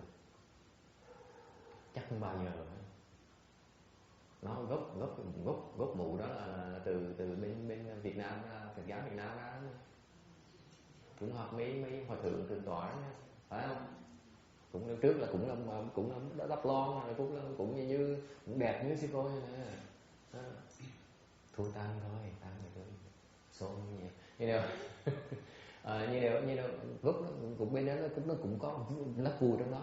Cái ý tôi là nó như vậy, họ có sẵn, nó có trong đó, nó có một cái cầu nó tự đắp được để chừng nào kiếm ra. Ngược lại, do ví dụ ngược lại như cái ông này là ông ngồi đây này, ông đệ tử Tiến Hóa này, thì tôi nói là lý do tôi nói thẳng với ông là tại vì ông tới cái pháp tịnh độ của mình là tại ông nhờ qua cửa Tiến Hóa. Cái chánh pháp Tiến Hóa có lấp một đống cái tịnh độ trong mà ông không có thì giờ ông giảng kịp. Ông tổ sư ông đem một cái pháp đại thừa qua một cái xứ mới là phải dạy từ đánh vần cho tới ngữ vựng, cho tính tạng bù loa cho đủ bây giờ ông dạy hết được. Thành ra anh có những cái pháp mà ông không có thì giờ ông giảng, thì ông lấp nó trong cái chánh pháp của ông. Rồi cái tuổi này đệ tử nó tới nó trồng cái nhân bên chánh pháp đó, thì khi nhân nó chín nó mới có cái hồn nó mấy cái gì dấu ở trong á, nó mới lồi ra. Cái ông này, cái ví dụ cho quý vị thấy, quý vị trồng cái chỗ cái vậy tôi nói tiếng Anh ông đã biết cái chuyện cái biên phía bên Phạm Thành quan trọng nha. Cái pháp họ lấp họ chánh pháp, họ có nhiều cái quả báo trọng mà họ không thấy, mà ông chân hoa không giấu. Ok, cứ tới đó mà trồng đi, ngày nào đó mấy cái đồ quý đó nó chín, nó trồi ra, cái gì học được này.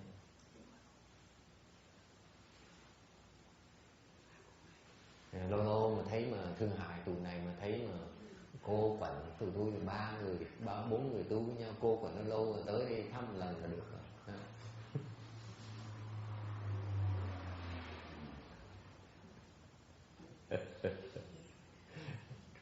So I elaborated. I said, you know, the Master Shen Hoa in Vietnamese. Sometimes I forgot whom I speak to. So the Master Shen Hoa, when he brought his Dharma over here, Mahayana over here, he had to start from scratch, and like you have to start with these two nuns. He has to start with pinyin and then no, it's that kind of level. Let's face it, right? So it's a lot of work. So what Master Shen Hoa did is that because he only has 30 years in his lifetime to work on this, bringing a brand new thing to this country. So what he did is he ended up having to only explain the essentials and bury a lot of these hidden treasures in his Dharma. That's why the DRBA, his Dharma is very important. Even though these Go and these people, they don't understand it, but it's buried. So that when you plant blessings with the DRBA and Master Shen Hoa's Dharma, just like you, for example, okay, then all those buried treasures, maybe when the conditions ripen, then all those buried treasures will surface. That's when you get to hear these hidden Pure Land Dharma that he buried. Does it make sense to you? See, you also go, so I can see why you can be so stuck up to.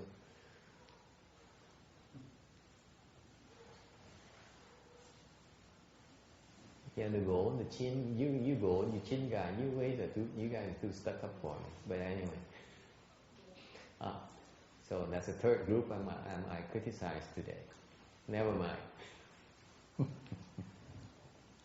I forgot where I'm at. Somebody help me.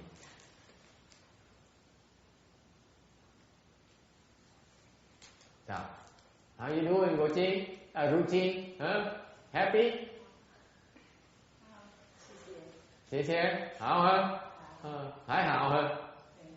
Are you going to stay here the rest of the week?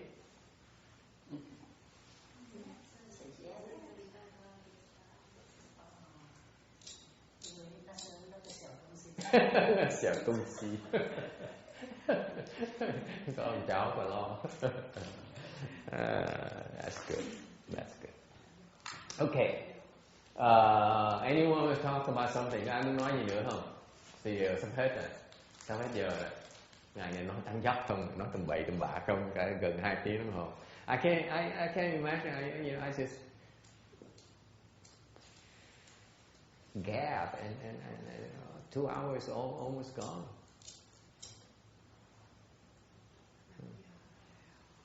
Okay.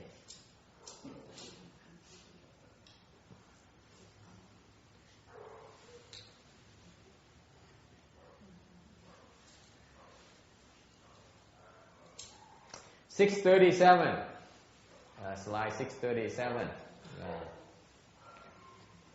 Repentance.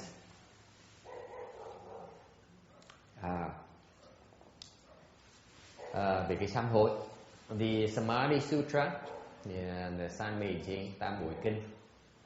Phật mới nói ngài Ananda là tại sao người đời không đắc được đạo. So why can't worldly people obtain the way? It's because of accumulating thoughts while sitting. Đó là tại vì ngồi đó mà vọng tưởng quá trời. Có ai không vọng tưởng khi ngồi không? Any one of you not false thinking when you're sitting there? Anyone? See, Buddha's right. Phật biết ngay.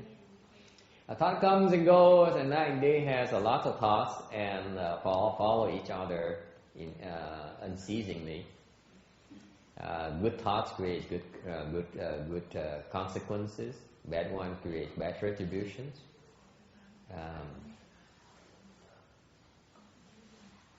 And that's the problem. Why is it relevant? I felt necessary to explain it to you because that's what you have to pay attention to. Cái tư tưởng khi mình ngồi, khi mình vọng tưởng nhiều nữa, cái vọng tưởng nó loạn xà ngầu, thì vọng tưởng cái tư tưởng tốt á, thì nó tạo cái quả tốt. Tư tưởng tầm bậy thì nó tạo cái quả tầm bậy, cái chịu khổ. Tại sao hồi trưa mình nói chuyện với nhau, tại sao người ta cứ than ta khổ hoài? Tại vì tầm bậy không khổ là đáng chịu.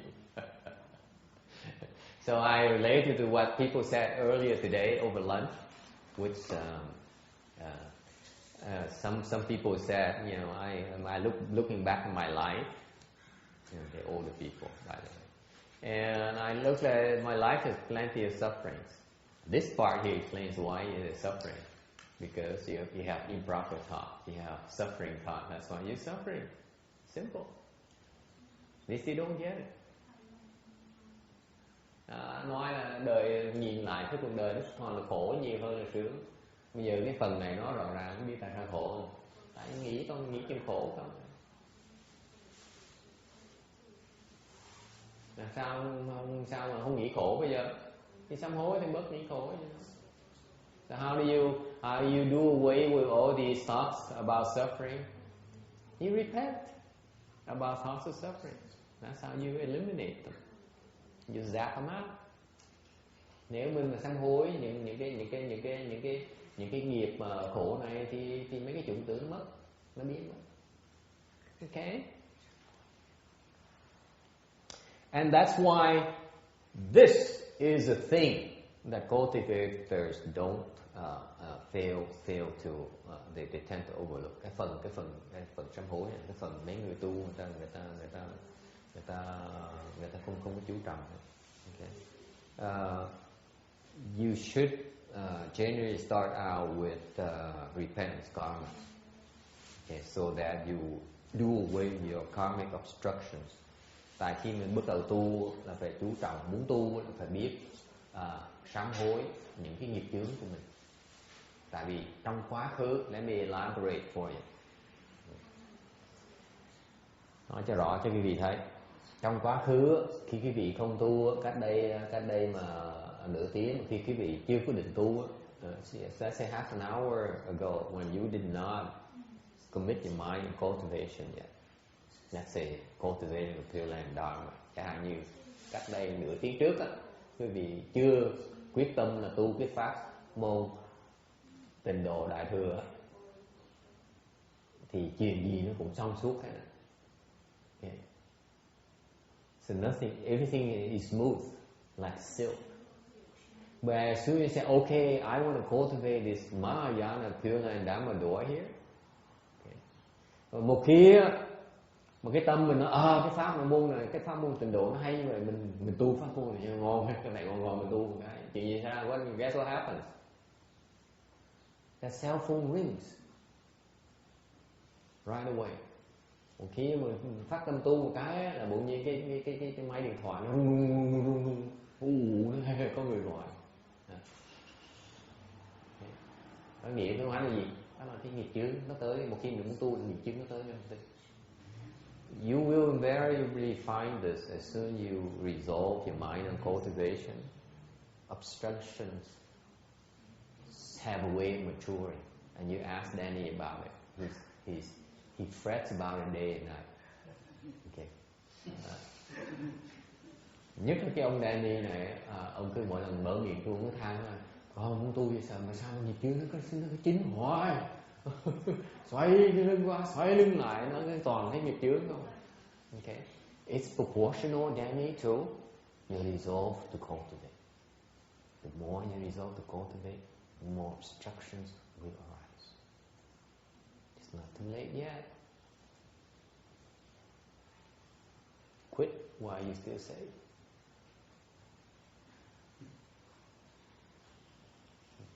Tôi nói ông biết là tại cái ông này ông hay, cái tâm ông muốn tu, mà tôi nói càng ngày cái tâm muốn tu là càng bị nghiệp chướng, không cách nào tu được.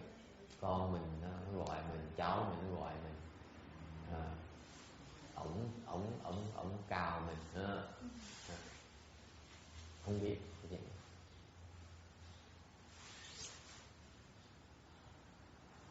Okay. That's why you have to be patient and repent. Eventually it will go away. Okay. It's the nature of the beast. It will arise. You need to bear with it.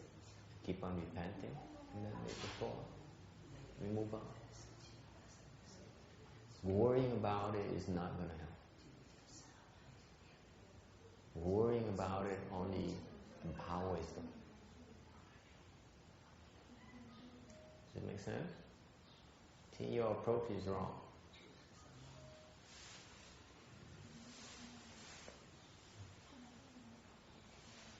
And Mahayana have many types of repentance dharmas and like reciting sutras, the Buddha's name, mantras, the Shranga mantra here. And if you cultivate with sincerity, you will obtain response and eradicate your obstructions. Cái phần này phần quan trọng, quý vị chú ý cái này là tại vì bên Đại thừa có nhiều cái pháp môn sám hối khác nhau, chẳng hạn như là vạn Phật sám hoặc là tụng kinh, niệm Phật hoặc tụng chú này nọ. Thì mình cứ thành tâm mình tu thôi, mình tu từ là mình sẽ được cái cảm ứng và những cái nghiệp chướng nó sẽ bị tiêu diệt. Một khi nghiệp chướng nó tiêu diệt rồi thì bỗng nhiên mọi chuyện nó thông suốt lại, mình bỗng nhiên tu hành được, có cơ hội tu hành. Cái trì đi tróc bãi, cái nghiệp chướng nó trì đi tróc bãi á, mình bỏ cuộc mình đáng chịu. Mình không bỏ cuộc thì bỗng nhiên ngày đó nó hết một cái, bỗng nhiên cái chuyện nó song suốt, sao nó hòa hợp với nhau, mình thú nhau quá. giống như chị em đã đời kiếp rồi. Còn trước là đấu với nhau chí chóe như là mèo với chó. Đúng không? Thấy không? Thấy phải chi nói trước cách đây 10 tháng là xong rồi, có cái gì khó khăn đâu. So I was not talking anyone in particular.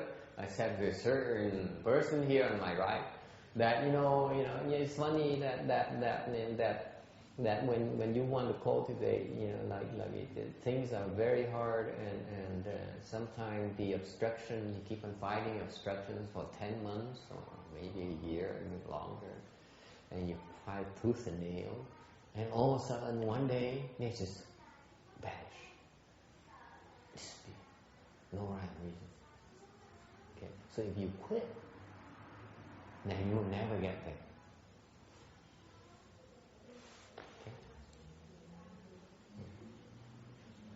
And when when these things, karmic obstructions are eradicated, then suddenly it's easy street.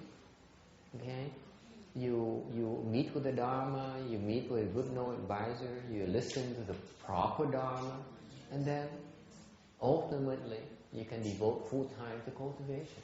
That's what the meaning of leading a home life. It's not for everyone. I'm saying that's what it means.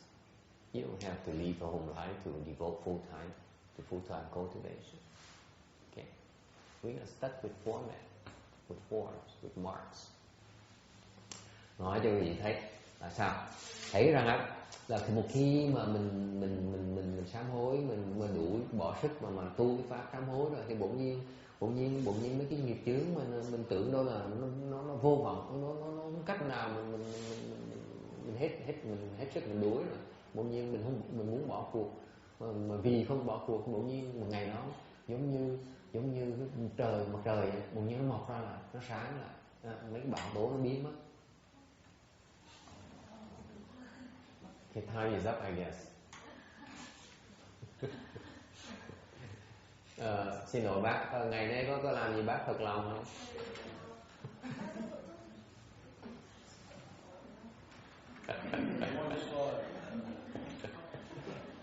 Bác có họ hàng gì bên Thanh Hải không? Để tôi hỏi cho kỹ, người này Thanh Hải này, có ai bên hòa thượng thường tọa gì trong dòng không?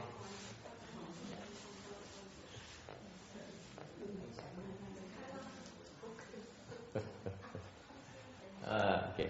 Anyway, time is almost up. Anyway, so I don't need the rest of it. I don't think. I hope it. Okay. So anyway, at the end of my slide, I did one slide today. So to tell you, I did. Ngài đã giảng được thêm một cái tấm này. Okay. So cái bỗng nhiên nó biến mất hết. Cái bỗng nhiên nó không còn trở ngại nữa. Bỗng nhiên cái gì nó cũng trong suốt hết. Mình gặp được pháp, mình gặp được thiện tri thức, sau mình nghe được cái pháp để cho mình cần tu đó. Cái nghe pháp, listening to the Dharma is meaning you have the chance to listen to the Dharma that's ideal for you. Okay? Mình nghe được pháp những cái pháp mà nó thích hợp cho mình đó, cũng mình nghe được cái pháp đó. Okay? Xong có câu khác là mình xuất gia. Xuất gia này có nghĩa là mình có thể tu, mình có tu chuyên tâm mà tu, chứ không phải cần xuất gia.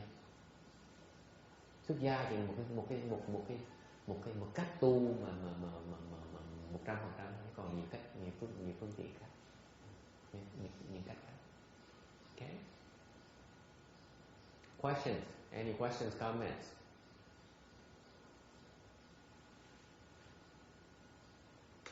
Say something, ask something, because I only have 5 minutes left. Hỏi dùm.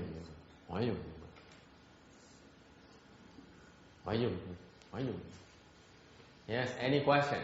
If not, we stop. Well, Wu Yi, what happened to your questions? Because you told me to have patience.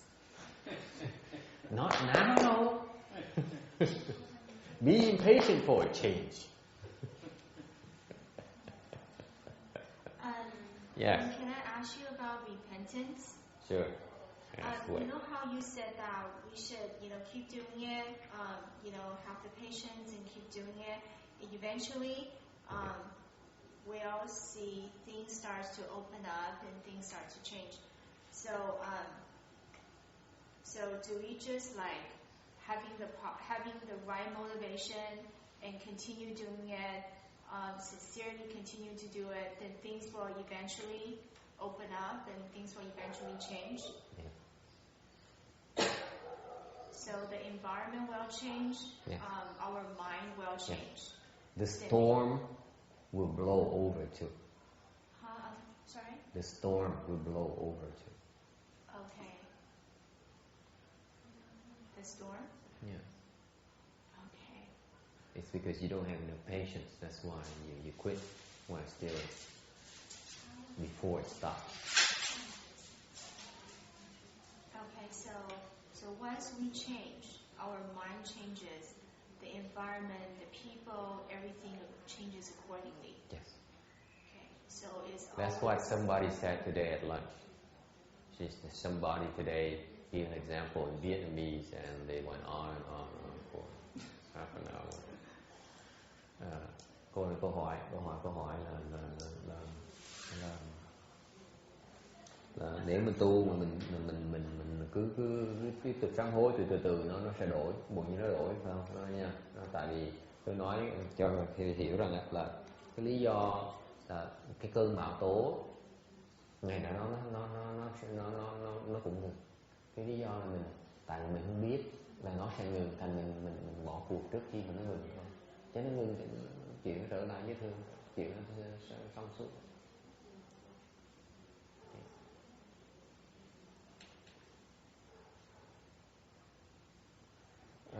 Rồi tôi nhắc cái chuyện buổi trưa này, có cái người kể chuyện buổi trưa đó, chuyện họ kể chuyện hay lắm nha. Today at lunch, many good stories. Cái phần mà họ nói mà tôi muốn chấp niệm vô, muốn dám nói, tại vì họ nói hay quá, thành mình nói sợ mình nói bậy rồi họ chê cười mình.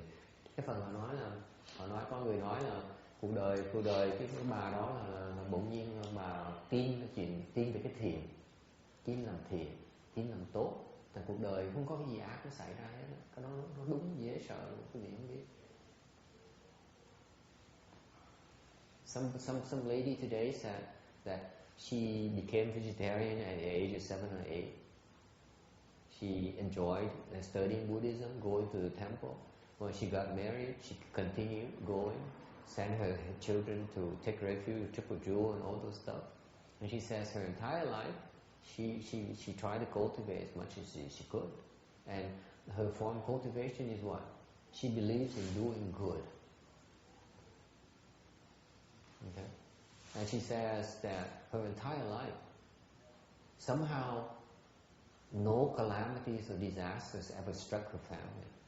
Like they can get into a very serious accident where both cars are totaled, and yet her son will escape unscratched. Okay, so there's a reason behind that. Is that your frame of mind causes calamities.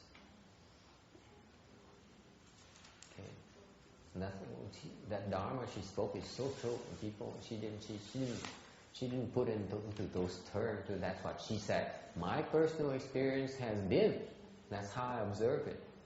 My entire life, I do good. I don't do evil. And all of a sudden, it's amazingly, so far, no disasters, nothing bad, really seriously bad ever happened to me, to my family. Cái pháp của bà nói hồi trưa, bà nói hay lắm nha. Cái gì không có thích cái đó, tôi nghe tôi thích quá trời, tôi ngồi tôi rúng đùi, cái pháp đã dễ sợ. Lâu thầy được nghe pháp thầy mừng dễ sợ. And you don't realize how glad I was when I listened to this. I was shaking my legs and I said, wow, this is good dharma. Every now and then I listen to good dharma, you enjoy it. I do enjoy listening to dharma too. Là cái bà nói đúng đó. Bà nói là cuộc đời bà nhớ bà nói sao, bà là đi tu mà không, bà ăn chay lúc từ 6 tuổi đến 7 tuổi, xong rồi bà thích vào chùa, rồi bà thích tu, thích học Phật pháp như vậy, rồi xong cưới chồng, lập gia đình, rồi cũng tiếp tục đi ăn chay, rồi cũng tiếp tục vào chùa, rồi cũng tiếp tục làm thiện. Suốt đời bà mà nói sao cũng nói là bà không làm gì ác ấy, bà làm chuyện tốt không. Thì cuộc đời bà là sao? Là không có gì ác nó xảy ra, không có gì đại họa nó xảy ra. Pháp đúng à. Tôi nói tiếng Anh cho họ biết đó. Cái đại họa tới là tại vì cái tâm quý vị tâm bậy, đại họa nó mới tới.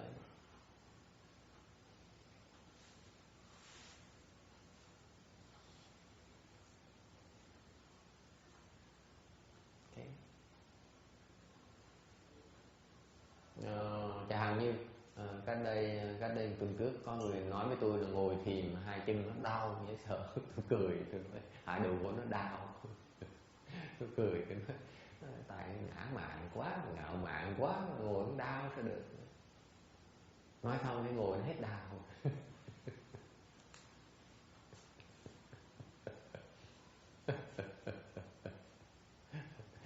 Tụ tự ơi cũng thấy vậy sợ mình không thấy được nó, hiểu không? Nó đau mới chiều thôi, mới chửi rủa thôi, không thấy được. Nó là xuống người vi phạm, đâu hiểu. Anyway, so I said it's something it's not beyond you. Whatever you need to look at yourself. Why these things happen to you? They're undesirable because you did something wrong. Okay, it's not easy. It's not pleasant, but usually you can find an answer to the problems when you look closely enough.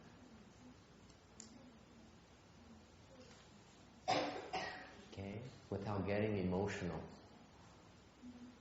Right, Tex? Right. There you go. Okay, can we stop here today? Ngừng ở đây được không? Mình hồi hướng vãng sanh. Cái này giúp người ta vãng sanh, cái tăng pháp như vãng sanh. So we stop here today and make a transference. Hopefully, we help. We plant blessings for obtaining help in the future for our own rebirth. All right. Okay. Thank you.